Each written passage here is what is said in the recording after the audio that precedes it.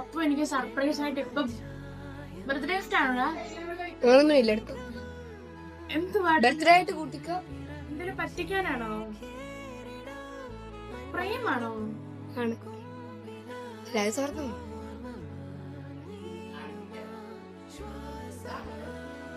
എന്താ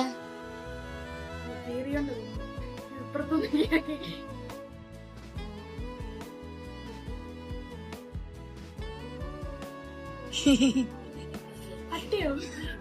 പട്ടിയുണ്ട്, പൂച്ചയുണ്ട്.